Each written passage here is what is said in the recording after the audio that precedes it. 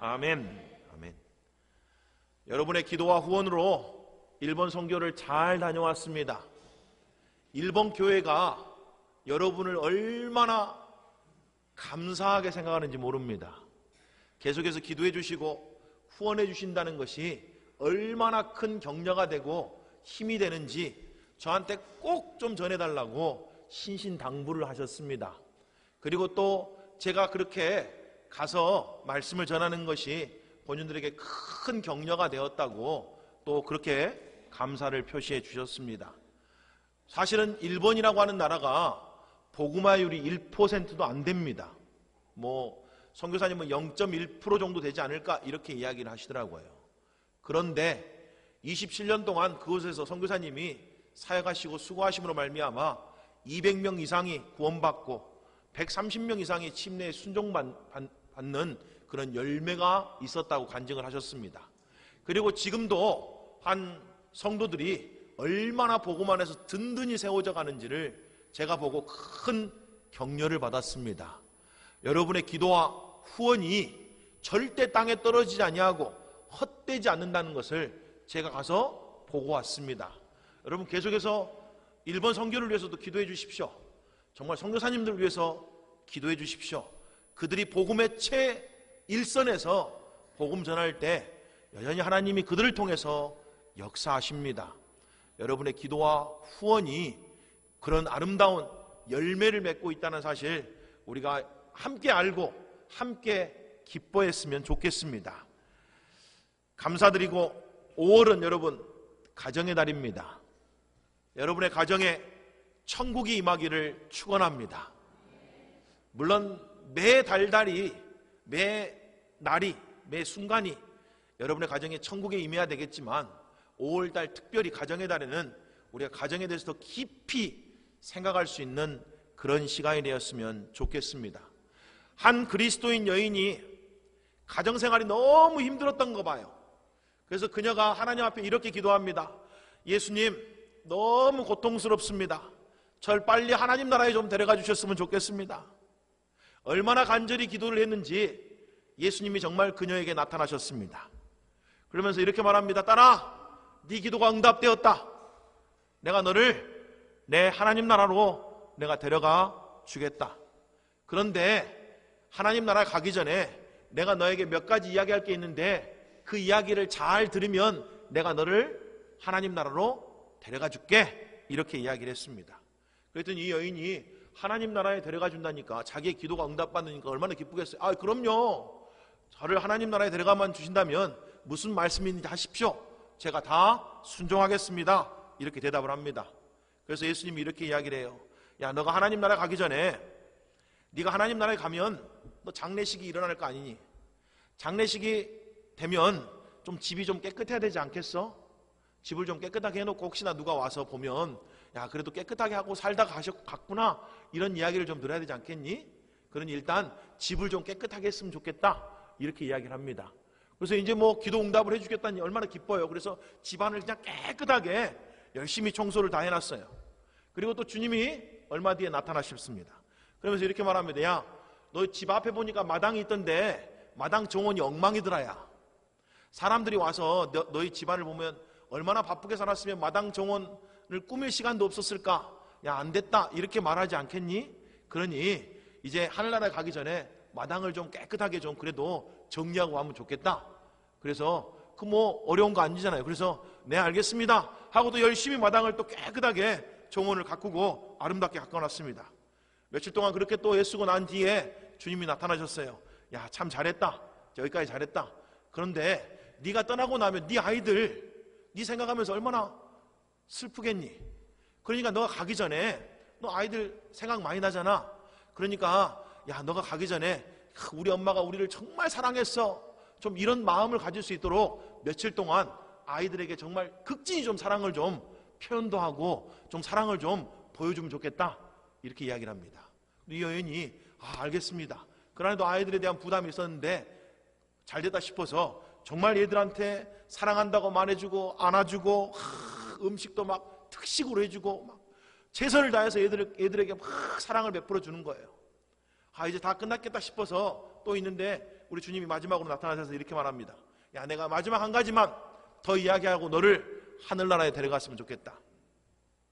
야, 너 남편 생각하니까 정말 속 많이 상하지? 너 남편 생각할 때마다 너 정말 괴롭잖아. 그래도 네가 떠나고 난 뒤에 네 남편이 적어도 네를 생각했을 때 아, 그래도 내 아내가 참 좋은 여자였는데 이런 마음은 좀 갖고 있어야 되지 않겠니? 그러니 사흘만 남편이 뭐를 하든지 대꾸도 하지 말고 말도 하지 말고 한번 들어줘 봐라. 최선을 다해서 남편에게 친절을 좀 베풀어 줘봐. 그래서 야, 내 아내가 그래도 참 좋은 아내였는데 이런 이야기를 좀 할 수 있도록 그렇게만 좀 하면 안 되겠니? 그러다 입이 이렇게 대빨 나왔어요. 하기 제일 싫었거든요. 그래도 뭐 마지막이라니까, 마지막 사흘이라니까 그래, 이번만 참아보지. 그리고 정말 무슨 이야기라든지 꾹 참고 다 들어줬습니다. 자, 그리고 드디어 주님이 약속한 시간이 와서 주님이 오셨어요. 자, 이제 하나님 나라에 갈 시간이 됐다. 자, 하나님 나라에 갈 건데 네 집안을 한번 쭉 돌아봐라. 마지막으로 한번 쭉 돌아봐라. 그리고 이제 나와 함께 가자. 이렇게 한 거예요. 근데 아내가 집안을 쭉 돌아보니까 집이 너무 깨끗한 거예요. 정원이 너무 아름다운 거예요. 그리고 애들이 너무 환하고 막 기쁨이 넘쳐 있는 거예요. 며칠 동안 엄마 사랑을 받아가지고 막 애들이 얼마나 기쁜지. 그리고 남편은 저 구석에서 아내를 보면서 너무 미안해서 어쩔 줄을 모르는 모습으로 이렇게 찌그러져 있는 거예요. 그 모습을 다 보고 나니까 갑자기 그 마음에 야, 우리 집이 참 좋구나. 하늘나라에 안 갔으면 좋겠네? 이런 마음이 싹 들더라는 거예요. 근데 그 마음을 우리 주님이 또 아시잖아요. 주님이 이렇게 이야기합니다. 야, 너 집 떠나기 싫지? 아, 주님, 솔직히 집 떠나기 싫습니다. 너 집이 변하지 않았니? 왜 이렇게 변한지 알겠니? 아, 잘 모르겠는데요. 우리 주님이 이렇게 이야기합니다. 그것은 내가 하라는 대로 했기 때문에 변한 거란다. 나의 말을 순종했을 때 너의 집이 내가 다스리는 집이 되었고, 그리고 바로 그곳이 천국이란다 라고 이야기를 해줬답니다. 예수님은 하나님 나라를 전파하기 위해서 이 땅에 오셨습니다. 그리고 예수님이 다스리는 곳마다 사실은 하나님 나라 천국이 임한다 라고 성경이 우리에게 분명하게 이야기를 합니다. 예수님을 우리의 구원자와 우리의 왕으로 우리가 모실 때 하나님 나라가 우리 마음 가운데 임하게 되고, 예수님을 우리의 구원자와 왕으로 우리 가정에 모실 때 하나님 나라가 우리 가정에 임하게 되는 겁니다. 우리 교회가 예수님을 우리의 왕으로 우리의 구원자로 모실 때 우리 교회가 하나님 나라가 된다라는 이야기인 거죠. 그럴 때 우리가 천국을 맛보게 된다라는 이야기예요. 근데 문제는 뭘까요? 너무 많은 사람들이 예수님을 안다고 말합니다. 믿는다고 말합니다. 그런데 실제 삶 속에서는 예수님을 따라가지 않습니다. 예수님의 말씀에 순종하지 않는다는 이야기예요. 대부분의 진짜 문제는 말씀에 순종하지 않는 것, 그것입니다. 제 인생을 돌아봐도 제 인생이 어렵고 힘들 때는 사실은 말씀을 순종하지 않으려고 발악할 때가 제일 어렵습니다. 말씀을 순종해야 되겠는데 순종하기 싫을 때가 제일 어려워요. 근데 환경과 조건이 나쁘고 아무리 거친 비바람이 와도 말씀을 순종하고 있으면 내 속사람은 한량없이 기쁘고 평안합니다. 우리의 진짜 문제는요, 그래서 다른 게 아니에요. 하나님 말씀을 순종하지 않고 자기 뜻대로, 자기 생각대로 살려고 하는 것이 진짜 문제다, 이런 이야기죠. 여러분, 우리가 지금 고린도 교회에 대해서 살펴보고 있습니다. 우리가 지금 매주 고린도서를 강의하고 있잖아요. 근데 고린도 교회는 우리가 고린도전서 1장에 보면 모든 은사에 부족함이 없는 교회였습니다. 부족한 게 하나도 없었어요. 하나님의 막 은혜와 축복이 넘치는 교회였습니다. 게다가 많은 훌륭한 지도자들이 거쳐갔던 그런 교회입니다. 그러니까 정말 잘 배운 교회였다, 이런 이야기예요.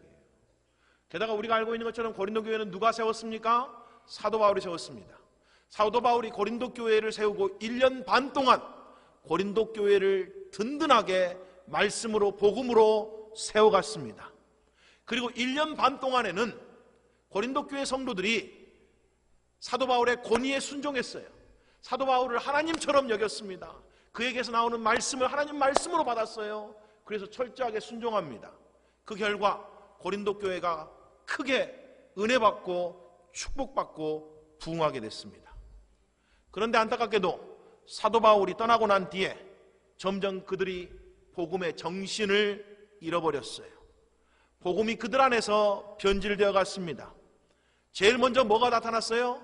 그들이 사도 바울의 권위를 무시했습니다. 심지어 부정했어요. 사도 바울의 권위를 부정했다, 이 말은 다른 말로 말하면 사도 바울이 한 모든 말을 부정했다, 이런 이야기입니다. 그러니 어떻게 됐어요? 제각각 살기 시작합니다. 사도 바울의 권위를 부정하고 무시했다는 말은 더 쉽게 풀이하면 하나님의 말씀과 권위를 무시하고 부정했다는 이야기입니다.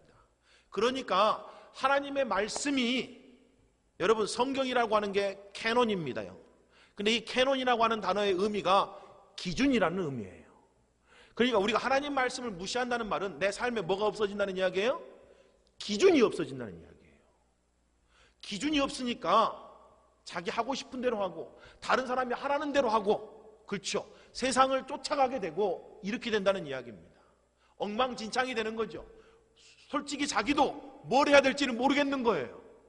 그래서 이 사람이 이런 말하면 그 말이 옳은 것 같고, 저 사람이 저런 말하면 저 말이 옳은 것 같은 거예요. 뭐가 없으니까요? 우리 안에 기준이 없으니까요. 하나님 말씀을 놓치면 우리 삶에 뭐가 없어져요? 기준이 없어집니다. 기준이 없어지니까 부부관계도 어떻게 해야 될지 잘 모르겠는 거고, 자녀를 어떻게 양육해야 될지도 모르겠는 거고, 사업도 어떻게 해야 되는지 모르겠고, 연애도 어떻게 해야 되는지 모르겠는 거고, 인간관계도 어떻게 맺어야 될지 모르겠는 거고. 뭐가 없으니까요? 기준이 없으니까요. 아니 심지어 기준이 없는 게 어떤 이유 때문에 그래요? 기준을 붙들고 싶지 않으니까 그런 거 아닐까요? 이 고린도 교회는 대놓고 사도 바울의 권위를 부정했습니다. 아니라 이거예요, 아니라. 그리고 자기들이 훨씬 더 뭐라는 이야기예요? 권위 있는 사람들이다 라고 말했다는 이야기죠. 자, 이것이 그들 안에 있었던 뭡니까? 교만이었습니다. 여러분, 교만이라는 것은 원어적으로는 부풀어진 마음입니다. 마음이 막 부풀어졌어요. 그래서 이 교만이 어떻게 나옵니까? 교만이 나오는 겉모습이 다른 게 아니고 자기가 최고의 권위자라고 여기는 게 교만의 모습입니다. 그러니까 자기가 최고의 권위자니까 자기만 옳다는 이야기잖아요. 자기가 다 맞다는 이야기잖아요. 그렇죠? 다른 사람은 틀렸다는 이야기예요. 그러니 고린도 교회에 뭐가 있는 거예요? 서로 시기와 질투와 다툼이 있었던 거죠. 너는 틀렸고 나는 옳으니까요. 그래서 결코 그들끼리 서로가 하나가 되지 못했다라는 그런 이야기입니다. 이미 살펴봤듯이 그런 고린도 교회를 향해서 사도 바울이 이렇게 이야기합니다. 고린도전서 3장 1절입니다. 형제들아, 내가 신령한 자들을 대함같이 너희에게 말할 수 없어서 육신에 속한 자 곧 그리스도 안에서 어린아이들을 대함과 같이 하노라. 영적으로 어린아이들의 특징이 뭐예요? 권위를 무시한다는 이야기예요. 권위를 인정하고 싶지 않는 게 사실은 어린아이들의 특징입니다. 이것이 사춘기 아이들이 갖는 가장 큰 특징이죠. 여러분, 우리가 애들을 키울 때 사춘기 아이들이 왜 힘든지 아세요? 사춘기 아이들이요, 그 마음 가운데 권위를 부정하고 싶은 마음이 있습니다. 권위가 싫은 거예요. 그때 사춘기 때요. 아주 어렸을 때는 괜찮아요. 근데 조금 머리가 크면서 뭐가 싫어요? 권위가 싫어요. 그래서 자기 마음대로 하고 싶다고 해요. 근데 이게 사춘기만 나타나는 게 아니고, 여러분, 현대 사회가, 우리가 살고 있는 이 사회가 개인주의적인 성향이 굉장히 강하게 진행되고 있습니다. 여러분, 사람들이 개인적인 성향이 강해지면 강해질수록 뭐가 제일 싫을까요? 권위가 제일 싫은 거예요. 왜 나한테 이래라 저래라 하냐, 이런 이야기예요. 왜 나한테 이거 해라 저거 해라 이렇게 말하냐, 이런 이야기예요. 왜 나한테 이거 하지 말아라 저거 하지 말라 이렇게 말하냐고요. 하고 안 하고를 내가 결정하겠다는 이야기예요. 그게 개인주의적인 사회가 갖고 있는 가장 큰 특징입니다. 그래서 야, 네가 기분 좋으면 네가 알아서 해. 그리고 그것이 최고의 선이다. 지금 세상이요, 우리에게 이렇게 가르칩니다. 세상의 철학이 그거예요. 그래서 내로남불, 네가 하면 불륜이지만 내가 하면 로맨스야. 이게 다 그런 거잖아요. 왜요?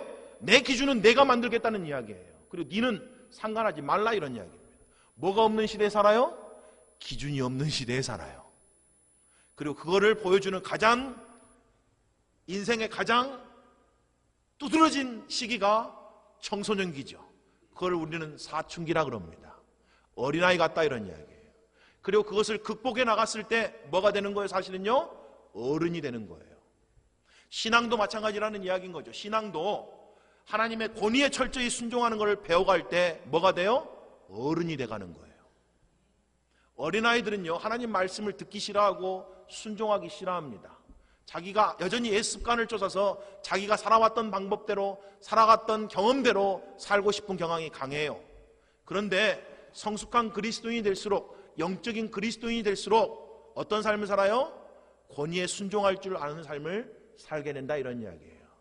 우리 주님이요, 성자 하나님이셨지만 그는 죽기까지 성부 하나님의 뜻에 뭐 했어요?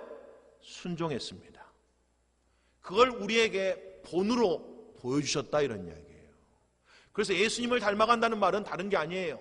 우리도 예수님처럼 하나님 말씀을 철저하게 생명을 다해서 순종한다, 이런 이야기예요. 그리고 더 잘 순종하면 순종할수록 영적으로는 어른이 되어가는, 성숙하게 되어간다, 이런 이야기. 근데 그리스도인들의 대부분의 갈등은 사실은 다 여기 있습니다. 순종해야 되는지 알겠는데 그걸 못하겠는 거잖아요. 또 어떨 때는 하기 싫은 거예요. 내 마음대로 하고 싶은 경우도 있고, 내 뜻대로 하고 싶은 경우도 있고, 내가 즐기고 싶은 경우도 있고, 내가 원하는 대로 하고 싶은 경우가 있고, 그래서 우리 안에서 이것이 충돌하는 거잖아요. 그런데 하나님이 우리가 하나님 말씀에 순종할 수 있도록 도와주시기 위해서 우리가 구원받을 때 우리의 심령 가운데 누구를 보내주셨어요? 성령을 보내주신 거잖아요. 그래서 성령이 우리의 육신과 끊임없이 뭐하고 있어요? 싸우고 있어요. 이걸 가리켜서 영적인 전쟁이다, 싸움이다 그럽니다. 자, 그럼 우리의 소욕과 우리 안에 있는 성령이 끊임없이 싸우는데 누가 이긴다고 제가 말씀드렸죠? 밥 많이 먹은 애가 이긴다고 그랬잖아요. 우리가 마음을 어디에다가 두냐가 이긴다고요. 내가 소욕을 막 붙들면 소욕이 반드시 이기게 되어 있습니다. 아니, 그냥 있어도 소욕이 이겨요. 왜냐하면 우리는 가만히 있어도 우리의 몸을 통해서, 우리의 눈을 통해서 온통 세상적인 것만 받아들이고 있기 때문에 그냥 가만히 살잖아요. 그럼 반드시 여러분의 삶에 육체의 소욕이 이기게 되어 있습니다. 영적인 일이 안 일어나요. 그래서 영적인 일은 힘써야 됩니다. 그냥 되는 게 아니란 이야기예요. 힘써서 기도하고, 힘써서 예배하고, 힘써서 주님 붙들고, 이게 우리에게 필요하다는 이야기예요. 그걸 가리켜서 영적인 훈련이다라고 말하는 겁니다. 우리가 더욱 성령을 힘써 붙들려고 할 때 성령이 우리 육체의 소욕을 이기고 우리의 삶 가운데 성령의 일을 이루어 가신다라는 이야기입니다. 여러분, 우리가 그래서 권위에 순종하는 법을 잘 배워야 돼요. 자녀들이 제일 먼저 배워야 될 게 뭘까요? 사실은 가정에서. 반대로 말하면 부모가 자녀에게 제일 먼저 가르쳐야 될 게 뭘까요? 권위에 순종하는 법을 가르치는 거예요, 사실은요. 왜요? 부모의 권위에 순종을 못하는데 여러분, 하나님, 보이지 않는 하나님께 순종하기가 쉬울까요? 보이는 부모에게도 순종 안 하는데 보이지 않는 하나님께 순종하는 게 쉽겠냐고요, 여러분. 어렵습니다. 그래서 사실은요, 우리가 주님께 나아가는 제일 큰 걸림돌이 부모와의 관계라 그러잖아요. 우리가 가정에서 제일 힘써야 될 거는 다른 게 아닙니다. 권위를 가르쳐줘야 돼요. 근데 조심할 게 있죠. 권위주의는 조심하고 배격해야 됩니다. 그런데 권위는 존중할 줄 알도록 가르쳐야 된다고요. 여러분, 권위주의와 권위는 완전히 틀린 겁니다. 똑같은 게 아니에요. 우리는 권위주의는 배격해야 돼요. 근데 권위는 존중할 줄 아는 삶을 살아야 된다고요. 자, 사도 바울이 고린도 교회 편지를 쓸 때 제일 먼저 썼던 내용이 고린도전서 당연히 1장 1절이겠죠. 이렇게 씁니다. 하나님의 뜻을 따라서 그리스도 예수의 사도로 부르심을 받은 바울과 뭐라고 말해요? 하나님의 뜻에 따라 그리스도의 사도로 부르심을 받은 나 바울, 이렇게 말합니다. 뭘 이야기하고 있는 거예요? 자기의 사도권을 대신 내가 사도된 것은 내 뜻대로 된 게 아닙니다. 내가 원해서 된 게 아닙니다. 내가 사도된 것은 하나님의 뜻대로 된 겁니다. 여러분, 부모가 내가 그 자식을 낳고 싶어서 낳았겠어요? 이해가 되세요, 여러분? 내가 자식을 선택할 수만 있었다 그러면 세상에서 제일 이쁘고 착하고 똑똑한 애를 내 자식으로 선택했겠죠. 근데 부모도 자식을 내 뜻대로 선택을 못했잖아요.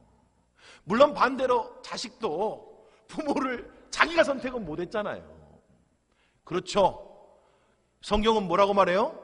하나님의 뜻대로 됐다 그래요. 이해가 되십니까? 하나님의 뜻대로 된 거라고요. 그걸 인정할 줄 알아야 된다는 이야기입니다. 하나님의 뜻대로 된 거라고요. 그렇게 하나님이 권위를 세우신 거예요. 그걸 받아들일 줄 아는 마음이 우리에게 있어야 된다는 이야기인 거죠. 자, 사도 바울은 하나님의 뜻대로 그리스도 예수의 사도가 된 사람입니다. 그런데도 이 사도권이, 이 권위가 고린도 교회에서 어떻게 된 거예요? 부정당한 거예요. 그리고 그 결과 고린도 교회는 사도 바울이 전한 하나님 말씀조차도 무시하기 시작했습니다. 가볍게 여기고 소홀히 여기기 시작했다, 이런 이야기예요. 그래서 기준이 엉망진창이 돼서 자기 마음대로 살았어요. 그들 안에는 시기와 질투와 다툼과 교만과 자랑이 있었는데도 불구하고 자기들 스스로는 어떻게 생각했어요? 괜찮은 그리스도인이야, 이렇게 생각했어요.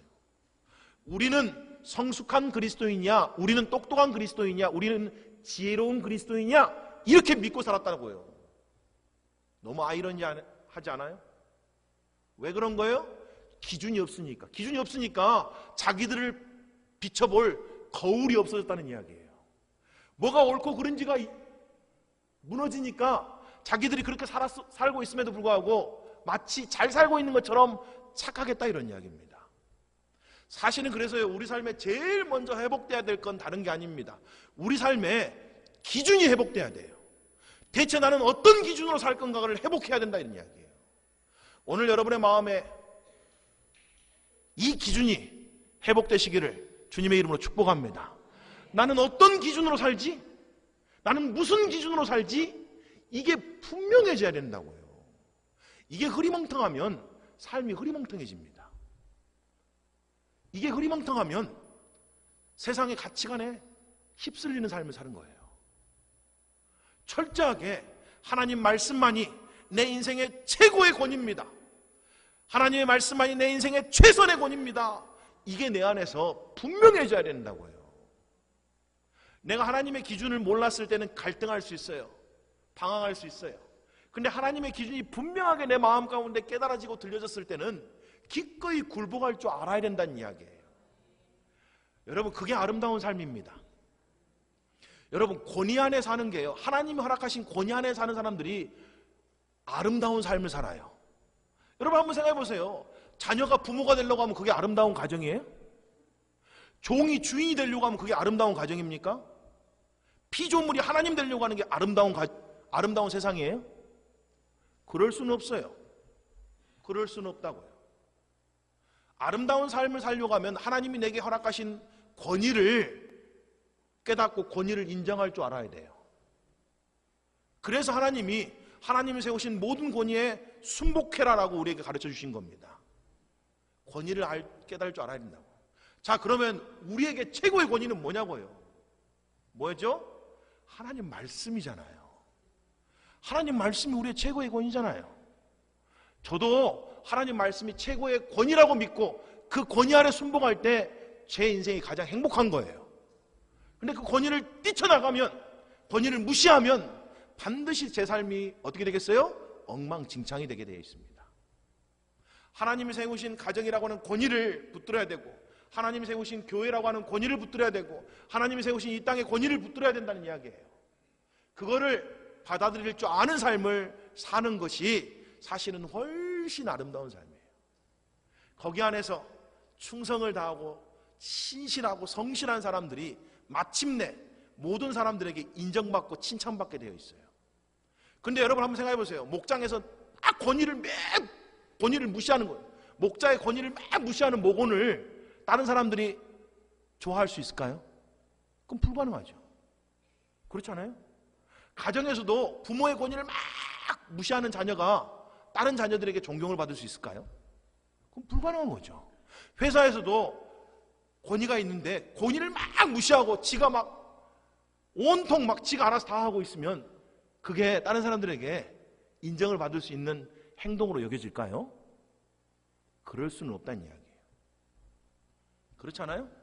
그럴 수는 없어요. 그래서 우리가 권위에 순종하는 법을 배워가는 게 사실은 신앙생활입니다. 여러분, 신앙생활은 다른 게 아니고 우리가 삶을 통해서 하나님을 더욱 순종하는 법을 배워가는 과정이에요. 그래서 신앙이 성장했다는 말은 전에보다 지금 훨씬 더 하나님께 쉽게 잘 순종하는 사람이 됐다라는 것이 신앙이 성장했다라는 말의 의미인 거예요. 그렇잖아요? 여러분, 성경에 목이 곧은 백성이라는 말은 다른 게 아니잖아요.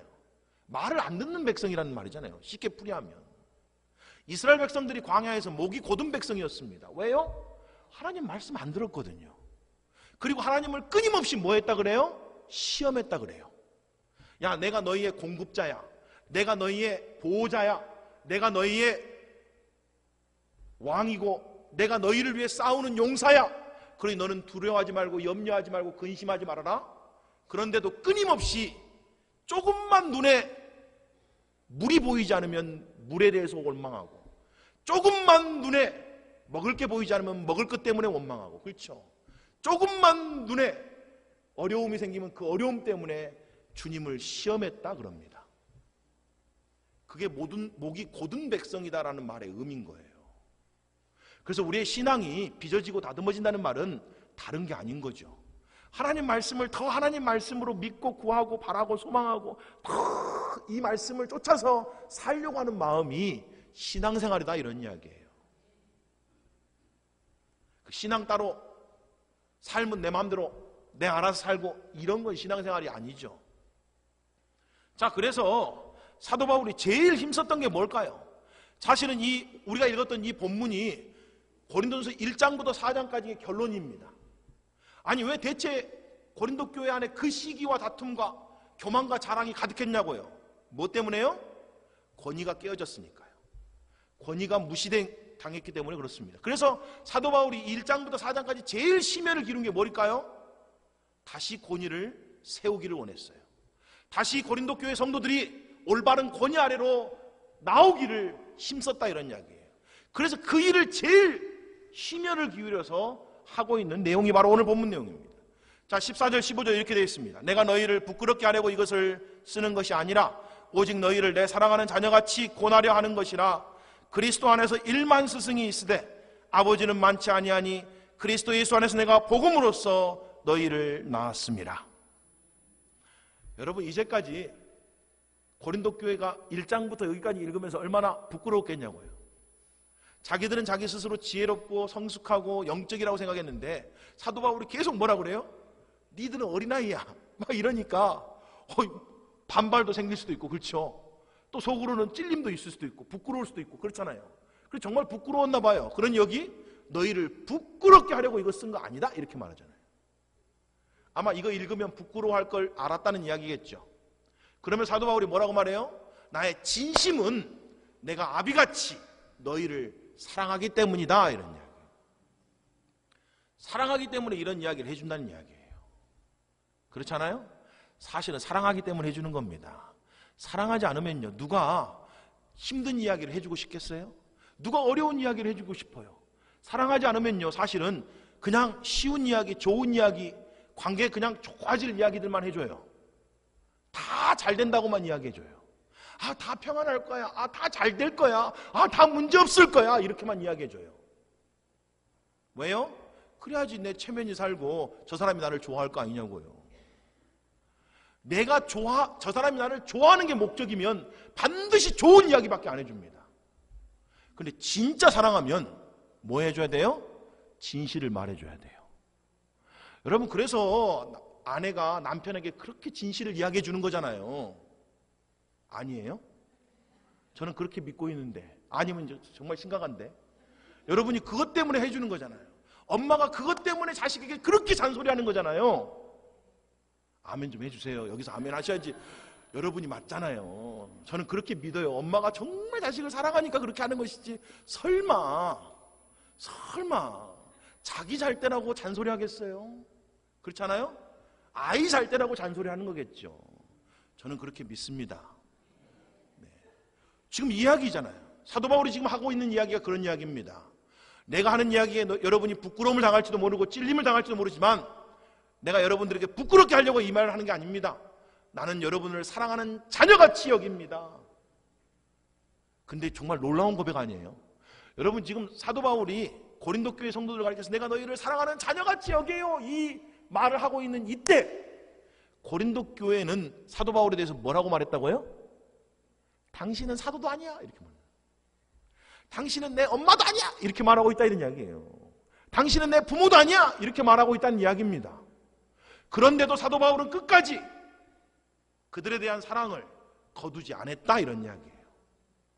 끝까지 그들을 사랑하는 자녀로 대했다, 이런 이야기입니다. 그렇게 대했대요. 오늘 본문에 보니까 복음으로 내가 너희를 낳았다. 복음으로 끊임없이 그들을 낳으려고 했던 사람이 사도 바울이었다는 이야기죠. 그러니 아버지의 사랑하는 마음이 느껴지셔야 된다는 이야기예요. 여전히 반항하는 자녀들에게 이렇게 권면했다는 이야기예요. 그러면 이제 어린이 주일이니까 부모들이, 자녀들이 한두 번 반항합니까, 어디? 아까 말씀드렸잖아요. 우리가 자식을 고를 수만 있다면, 그렇죠, 참 내 말 잘 듣는 자식으로 바깥 치우고 싶은데 그럴 수는 없는 거잖아요. 그렇게 반항하는 게, 그런데 반항하는 게 누구의 특징이라고요? 어린아이의 특징이라고요. 그것도 모르면 안 되는 거죠. 야, 얘들은 반항하게 되어 있어. 얘들은 권위를 무시하고 싶어하게 되어 있어. 얘들은 권위에 순종 안 하고 자기 뜻대로 하고 싶어하는 게 얘들의 특징이야. 이 정도는 알고 있어야 된다는 이야기예요. 그럴 때 부모가 자녀를 어떻게 대해야 되냐고요. 오늘 사도 바울이 한 것처럼 어떻게 해요? 끝까지 사랑하는 자녀로 대해줘야 된다는 이야기예요. 그렇죠? 그 이야기를 하고 있는 거잖아요. 끝까지 사랑하는 자녀도. 그러면서 이렇게 말합니다. 21절입니다. 너희가 무엇을 원하느냐? 내가 매를 가지고 너희에게 나아가랴. 사랑과 온유한 마음으로 나아가랴 라고 되어 있어요. 매하고 사랑과 온유한 마음이 두 가지가 다 필요하다, 이런 얘기예요. 사랑하면 때때로 매도 필요하고, 사랑하기 때문에 사랑과 온유한 마음이 필요하다는 이야기예요. 그래서 자녀의 양육은 이 두 가지가 조화와 균형을 이루어야 됩니다. 둘 중에 한 가지가 빠지면 엉망이 된다, 이런 이야기예요. 두 가지가 반드시 같이 가야 돼요. 잠언 13장 24절에 이런 말씀이 있잖아요. 매를 아끼는 자는 그의 자식을 뭐 하는 거래요? 네, 미워하는 거래요. 여러분 자식 안 미워하시잖아요. 네. 그러면 어떻게 해야 되는지 아시겠죠? 근실이 징계한대요. 근실이 징계. 진짜 막 매를 갖고 때리라 이런 이야기가 아니고 징계할 줄 알아야 된다는 이야기예요. 따끔하게 혼낼 줄 알아야 된다는 이야기죠. 그것이 진짜 사랑이라는 이야기예요. 자, 히브리서 12장 5절 6절 우리가 잘 아는 내용이에요. 이렇게 되어 있습니다. 내 아들아, 주의 징계하심을 경히 여기지 말며 그에게 꾸지람을 받을 때 낙심하지 말라. 주께서 그 어떤 사람에게요? 미워하는 자에게요? 싫어하는 자에게요? 사랑하는 자에게 징계하시고 그가 받으시는 아들마다 뭐예요? 채찍질 하심이라. 하나님도 우리를 그렇게 사랑하신대요. 내가 엉뚱한 길 가고 내가 나쁜 길 가는데 아무 일도 안 일어났다, 승승장구한다, 이것처럼 비극적인 삶이 어디 있습니까? 그렇잖아요? 하나님이 우리를 사랑하시면 우리가 잘못된 길로 가고 나쁜 길로 가고 엉뚱한 길로 가면 반드시 뭐 하셔야 된다는 이야기예요? 막으셔야 되고 징계하셔야 된다는 이야기예요. 그리고 하나님은 사랑하는 자녀들에게 반드시 뭐 하신대요? 징계하신대요. 그게 하나님의 마음입니다. 그게 하나님의 마음이에요. 우리 아이들이요, 사실은요, 가정에서 이런 권위를 배워야 되는 거죠. 자, 제가 앞에서 권위주의에 대해서 제가 경고했습니다. 자, 권위주의라는 게 뭘까요? 어떤 일을 권위에 의지해서 해결하려고 하는 태도가 권위주의입니다. 그러니까 이런 거예요. 야, 내가 부모니까 네가 무조건 들어. 이건 권위주의죠. 야, 내가 리더니까 니들은 무조건 따라와야 되지. 이건 권위주의예요. 야, 내가 목자고 집사고 내가 목사니까 당신들은 알아서 따라와야지. 이렇게 말하는 건 다 뭐예요? 권위주의예요. 내가 갖고 있는 그 권위에 의지해서 강압적으로 억압적으로 팔로워들을 따라오게 만드는 것이 권위주의라 이런 이야기예요. 그런데 여러분, 그런 식으로 해서는 안 되죠. 그런 식으로 하면 어렸을 때는, 무서울 때는 다 순종하는 것처럼 보여요. 그렇게 권위주의적인 부모 밑에서는 어렸을 때는 무서우니까 다 순종하는 것처럼 보여요. 그런데 머리 크고 자기 크면 반드시 반항합니다. 안 된다는 이야기예요. 뭐가 안 바뀐다는 이야기예요? 마음이 안 바뀐다는 이야기예요. 마음을 바꿔줘야 되는데 마음이 안 바뀐다는 이야기예요. 그렇게는요. 자, 그러면 어떻게 해야 돼요? 16절에 이렇게 말합니다. 사도 바울이 이렇게 말해요. 그러므로 내가 너희에게 권하노니 너희는 나를 뭐하는 자가 되라? 본받는 자가 되라. 진정한 권위는 어디서 나온다고요? 모범에서 나온다고요. 야, 내가 사는 것처럼 너희도 본받아. 이보다 더 강력한 메시지가 어디 있습니까? 이보다 더 강력한 가르침이 어디 있냐고요. 그렇잖아요? 권위는요, 그래서 이런 데서 나오는 거예요. 진정한 권위는요. 본인이 그렇게 살잖아요. 본인이 그렇게 행동하잖아요. 자신의 뭐를 본받으라는 거예요? 우리가 지난주에 살펴봤던 고린도서 4장 9절 13절에서 나와 있는 것처럼 십자가를 지는 겸손한 삶을 본받으라 이런 이야기. 나는 십자가를 지고 겸손하게 살아간다.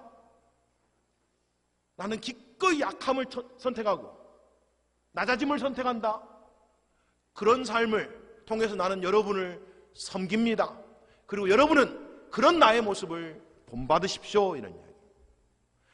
주 예수를 본받아 온유와 겸손 그리고 순종의 삶을 살아가는 것처럼 자신을 본받으라라고 하는 그런 이야기죠. 지금 사도 바울이 나를 본받으라 이 말이 나의 추종자가 되라 이런 이야기가 아니에요. 내가 예수를 본받은 것처럼 당신들도 나를 따라서 예수님을 본받으십시오. 지금 이런 이야기인 거죠. 여러분, 말보다 행동이 더 크게 말하는 법입니다. 누군가가 이렇게 말합니다. 사람은 자기가 말하는 것보다 말하지 않는 것으로 더 많이 가르친다. 우리는 아이들을 말로 가르친다고 생각하는데 천만에요. 우리의 행동으로 가르치고 있는 거예요. 내가 뭐를 제일 중요하게 여기는지를 우리 행동으로 자식들에게 이미 가르쳐주고 있는 거예요. 내가 뭘 가장 가치 있게 여기는지를 이미 우리가 행동으로 자녀들에게 보여주고 있는 거다 이런 이야기예요. 말로 되는 게 아니래요. 자녀들은 우리의 말이 아니라 우리의 행동을 따라서 자신의 삶을 선택하고 살아가게 될 것이다 이런 이야기예요. 자녀들에게 권위를 가르칠 수 있는 최고의 방법이 그럼 뭘까요? 내 자신이 먼저 최고의 권위 있는 하나님의 말씀에 순종하는 삶을 보여주는 거예요. 사실은요. 내게도 내 인생에도 내가 순종해야 될 권위가 있다 이걸 보여줘야 되는 거예요. 자식들에게요. 아들아 딸아, 나는 마음대로 사는 인생이 아니고 나는 따라가야 될 기준이 있어. 나에게는 권위가 있다 내 위에. 그리고 나는 그 권위에 철저하게 순종한다. 그러니 너희들도 권위에 순종할 줄 알아야 돼. 이거를 내가 순종함으로 보여주고 있는 거예요. 그런데 내가 권위가 없는 것처럼 살면, 내 인생에 권위가 없는 것처럼 살면, 어떤 권위도 내 위에 없는 것처럼 살면 자식들도 그거를 그대로 답습한다 이런 이야기죠. 그럼 권위가 없는 것처럼 자식들이 살면 뭐가 부정이 돼요? 부모의 권위도 부정되는 거겠죠. 그렇죠. 권위가 없는 것처럼 사니까요. 그래서 우리가 자식들을 가르치는 가장 좋은 방법은 다른 게 아닙니다. 우리가 먼저 하나님의 말씀을 최고의 권위로 여기고 그 권위가 내 삶의 기준인 것처럼 우리가 살아갈 때, 그리고 그런 모습을 보여줄 때 자식이 자연스럽게 권위에 순종하는 법을 배워간다 이런 이야기예요. 그래서 진정한 권위는 모범에서 나옵니다. 그리고 이 진정한 권위는 일관성에서 나와요. 한 번, 두 번 하고 하는 게 아니고 진실하게, 거짓 없이 충성스럽게 똑같이 산다는 이야기예요. 자, 본문 17절에 사도 바울이 이렇게 말합니다. 쉬운 성경으로 보시겠습니다. 내가 디모데를 여러분에게 보낸 것도 이러한 이유 때문입니다. 그는 주님 안에서 신실한 나의 사랑하는 아들입니다. 디모데는 내가 모든 교회에서 가르쳤던 그대로 그리스도 예수 안에서 내가 살아왔던 방식을 여러분에게 상기시켜 줄 겁니다. 사도 바울은요, 모든 교회에서 똑같이 가르쳤습니다. 그리고 자기는 가르친 대로 뭐 했다고요? 살아왔대요.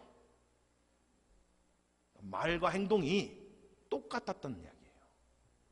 주님 사랑한다고 말했으면 삶도 주님 사랑하는 게 똑같이 보인 거예요. 거짓이 없었대요. 모든 교회에 똑같이 일관되게 보였다 이런 이야기예요. 그럴 때 본이 된다 이런 이야기예요. 한 번 하고 두 번째 안 하면 그게 본이 안 되는 거잖아요. 두세 번 하다가 말아버리면 그건 본이 안 되는 거잖아요. 본이라는 것은 변함없이 지속적으로 할 때 본이 된다 이런 이야기예요. 게다가 사도 바울의 믿음의 아들인 디모데가 늘 가까이서 바울을 봤는데 그가 말하고 행동하고 어떻게 사는지를 계속해서 관찰했는데 그가 직접 증언한다 그러잖아요. 바울은 정말 그가 말한 대로 살았습니다. 이렇게 증언한다는 거잖아요. 저 한번 곰곰이 생각해 보세요. 여러분의 삶을 여러분의 아들, 딸이 뭐라고 증언할까요?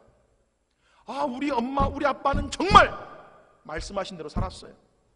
정말 주님 사랑하신다고 하신 것처럼 살았습니다. 우리 자식이 뭐라고 저를 증언하게 될까요? 사실 이게 부모로서는 두려운 책임 아니에요? 우리 부모가 자식을 얻고 난 뒤에 이 책임감을 갖는다는 건 다른 책임이 아니죠. 과연 자식의 눈에 비친 나의 모습은 어떤 모습일까?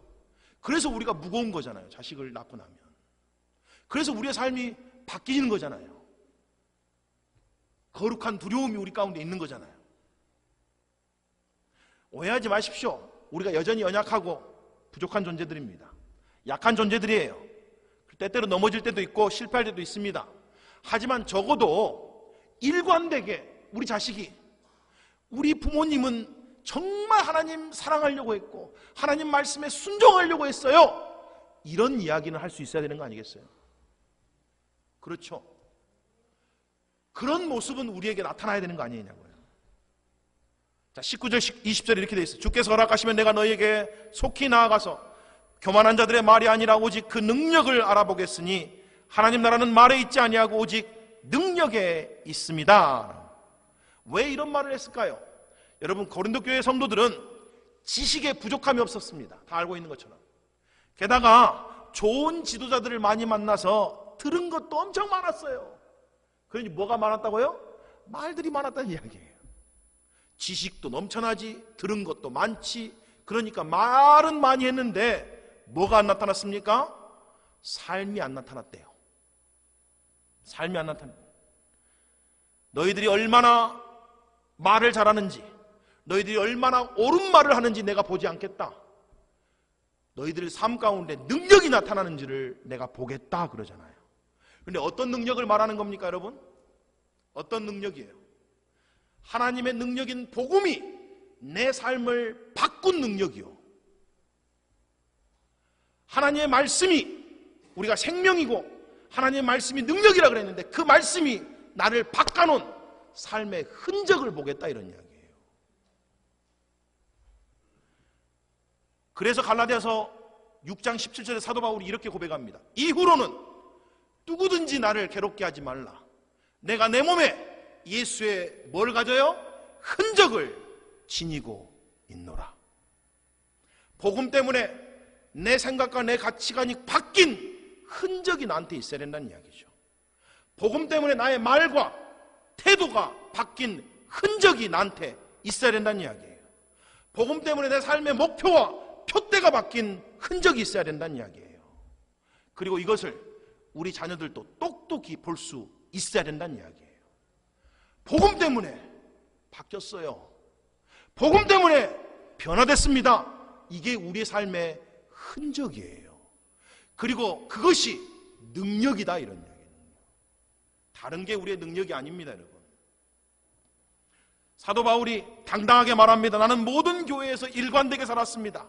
나는 언제나 주 예수 그리스도를 닮아가는 삶을 살았습니다. 그를 닮아 겸손하고 섬기며 사랑하며 하나님 말씀에 순종하기 위해서는 내 생명조차도 조금도 귀한 것으로 여기지 않는 삶을 살았습니다. 그러므로 여러분, 나를 본받아 여러분이 그와 같은 삶을 사십시오. 이렇게 말합니다. 얼마나 당당한 이야기예요. 그렇죠? 얼마나 파워풀하고 아름다운 권위입니까? 그런데 감사한 건 뭔지 아세요? 고린도 교회가요, 반항하지 않았습니다. 여러분, 이 고린도전서가 전해지고 난 뒤에 고린도 교회가요, 회개하고 돌이켰습니다.